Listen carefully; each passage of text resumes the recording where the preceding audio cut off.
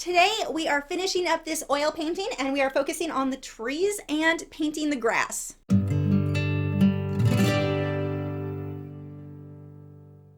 Hi, I'm Lisa, the artist behind Lachri Fine Art. If you did not already see my video showing you how to paint the sky, clouds, and water reflections, make sure to head over and check that out. I will have a card pop up here so you can watch that. For this project, I'm working on a Fredrix oil-primed linen canvas board, and the majority of my paints I'm using are Winsor & Newton, and I will have links to everything that I am using below in the video description. If you are supporters over on Patreon, the 1-hour version of this tutorial, complete with some real-time clips, is available for you now, so make sure to head over and check that out. Now, we can move on to this tutorial.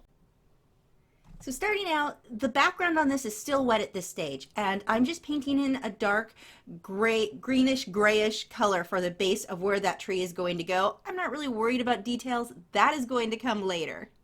Whenever I'm painting trees, I'm going to do this in several layers, and I'm going to start with my darkest layer, and in this case I am mixing sap and olive green with my black and just blocking in approximately where the tree is going to go, and then onto the land it's going to be the same thing. I'm just going to block in my darkest colors first because I need my light colors to have something to let them really stand out against. If I start going, okay, I know that this is a fairly light green tree, and I block in the light green first, I can't really go lighter with that without making the tree go way too light. So I find it to be much easier just to start with my darker colors, block those in, then I will let that dry, and then I'm going to come on top of that with a value somewhat lighter than what this first layer is. Because this is still the first day and this is wet, you'll see where I paint over the sky, it kind of blends in with that sky a little bit. It's going to lighten up whatever color I'm using because that is going to blend together somewhat. I'm just loosely blocking in the grass in the background here. This grass won't have too much detail in the background, so I can be very loose with that. The grass in the foreground here, I've got to go much darker so that I can get the blades of light grass to show up on top of it later on. Once I get this loosely blocked in, I'm going to let everything dry overnight because I use liquid. This is a fast drying medium. It does dry overnight, and then move on to my next layer. If you're wondering where those clouds came from, that's from last week's video. I will have a card pop up so you can check that out. This week we're just focusing on the trees and grass. So moving back on to the grass in the background here, you can see I'm just lightly layering in some of my dark and light bits. Now I'm not going to worry about trying to create blades of grass back there. That's too far away. You wouldn't see those. I just want to keep my general shapes of lights and darks back there. For these trees in the background, for this first layer here, I'm just dabbing that in. I want to make sure that the sky shows through. I don't want just a big glob of black back there. So it's very important that I keep this very loose. I'm not pushing too hard with the brush because, again, I do want to make sure that that sky is peeking through in some of these areas. This layer I'm doing a little bit different than what you've seen me do before, where I've got a medium tone and I am pulling these darks in for the deepest section of these trees. And I'm just dabbing that in. Now the thing when you layer your lights and your darks, whichever order you're going, when you're painting trees or grass and bushes, anything like that, you don't want to completely cover up your previous layers. That's very important. You're not just trying to cover everything and create black on top of green. That would make no sense. That would be an absolute waste of time. Notice how I've got a lot of the light still showing through. And as I move forward here, onto this grassy patch, I've worked dark to light, and I've got to make sure as I add these light areas that the dark areas are still showing through. I don't want to just glob paint on top of everything. I want to be very controlled and make sure I'm creating the shape of these trees here.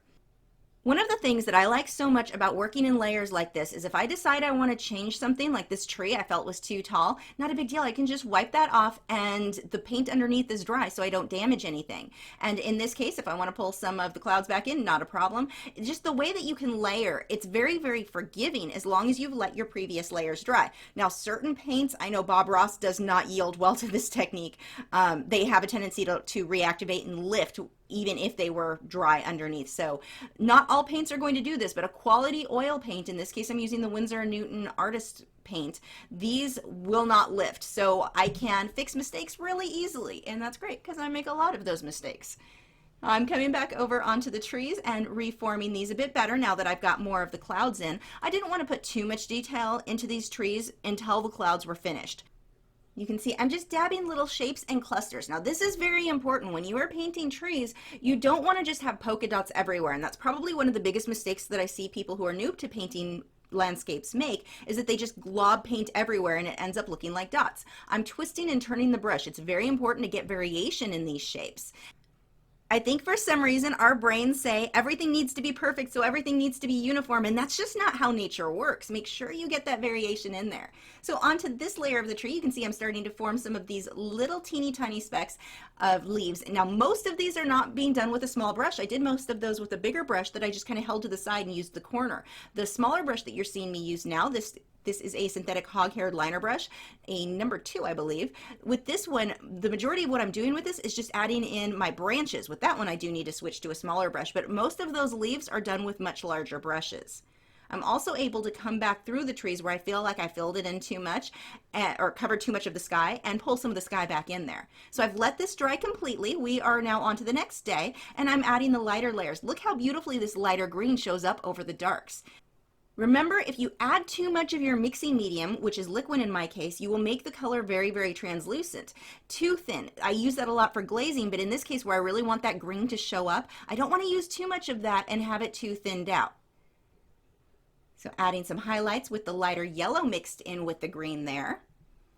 And I'm going to come back to these trees and add some of these little areas. I'm using a slightly smaller liner brush now. Now this one is a Taklon bristled liner brush. And the reason that I went with the Taklon over the synthetic hog hair, the synthetic hog hair is very, very stiff. The Taklon is a bit softer. And because of the way that it bends, I find that I get a much more natural look when painting leaves.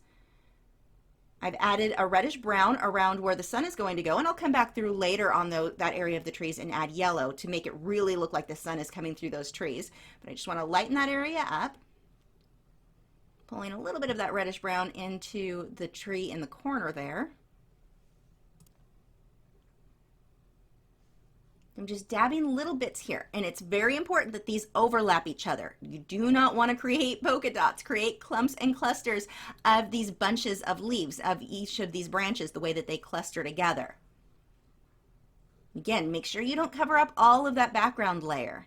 I definitely need some of those darker areas to show through here. Otherwise, it just looks like a big glob of green. If you want it to look like leaves, you've got to let that background show through. Now for this hill in the background, I've got this grayish tone that I'm adding highlights to the trees back there. And I don't want too much detail back there because they are in the distance, but I do want to create the illusion that there are trees and clumps and clusters in that distance. Adding some more highlights on the grass in the foreground there. Painting in some of the highlights on this tree. I think if I were to paint this one again, I would probably leave this tree out. I just feel like it's kind of getting lost into the background. It's a weird shape and size, and I don't think this guy is necessary here. If you want the reference photo that I used, I will put a link in the video description. So if you guys want to paint this, it is available for you there. Now I'm going to start painting in some of these blades of grass. Now for this area, I've switched over to my synthetic hog hair. It holds its shape much better, and especially for the thicker oil paint, it's perfect for creating these blades of grass. I'm using a medium green first. I'm going to come back later with a lighter yellow for some of the highlights. Remember, when using a liner brush, if you add more pressure to the brush, you're going to get much thicker lines. Here, where I want a thin line, it's not an issue of using a smaller brush. It's an issue of adding less pressure to that brush. So this one is a number 2 synthetic hog-haired liner brush. And I can get the thinnest lines possible with that brush.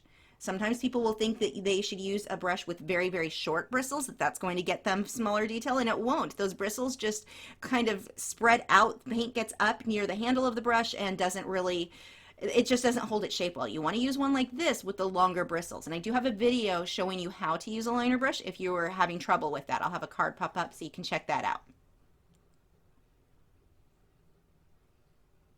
And I'm just layering these in here. Now the grass is going to be very similar to the trees in that I want to create these kind of rows or clumps and clusters. I don't just want confetti everywhere. I want to make sure that they're overlapping each other and grouped together. Now this grass is wild grass. It's not been mowed, so it's going to be different than if you're painting, let's say, a dog that's laying in somebody's lawn where the grass is all mowed and even. It's important that I keep this very loose, very messy looking. Adding some of those tree trunks back in there. Now for some of this grass in the distance, notice that I just dab. I just need to put almost little dots because it gives you the look that the grass is changing direction, that it's not just all growing straight up. Those little dots make it look like the grass is angled more towards the viewer. Adding some of these highlights now over these darker greens. And the green in the grass, and even here where I'm working on the dirt in the grass, it's the same as the trees where I typically build up from darker colors, and then each layer will get a little bit lighter.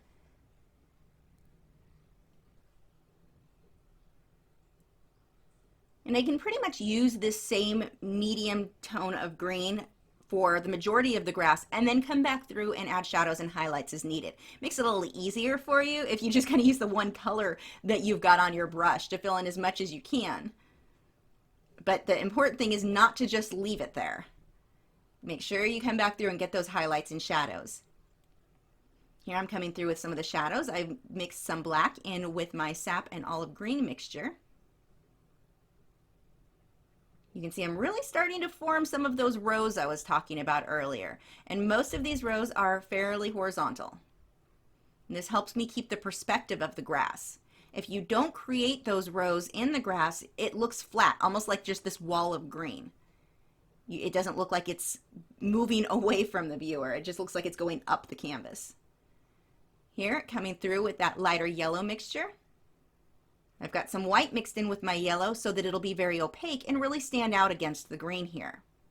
Now if you get to a point where you're doing this with the highlights and it's just blending in completely with the green, you're not really getting the separation there, just turning into a muddy mess, that is a sign that you want to stop and let it dry and then continue working. The main problem that most people will have with oil paint, where people seem to be kind of intimidated by it, is that they're not letting it dry in between layers. They are just creating layer on top of layer of wet paint, and it starts to blend together, and that's where you get that muddy mess. Here I'm using a fan brush that is also a synthetic hog hair, and just dabbing in some more tree leaves and the grass. I've got to make sure when I use a fan brush, I normally use just the side. I'm not trying to use the whole brush, but I twist and turn it, and it gives me some nice variation there. Painting those weeds in. You can see I'm using that a little bit on the dirt as well to create some texture. Again, I cannot stress this enough. If you use a fan brush, make sure you're not just using the brush straight on and even, or you end up with too much of a pattern. I've got to twist and turn that so that I get variation there. So I let that dry, and now I'm coming back through with my last day of painting. I've got to add some greens over the trees that are in the background here. A little bit of detailing in the grass in the background, some more highlights and shadows. Again, not too much detail though. I'm not trying to create the individual blades of grass for the distance there. Getting some blades of grass right along the water line.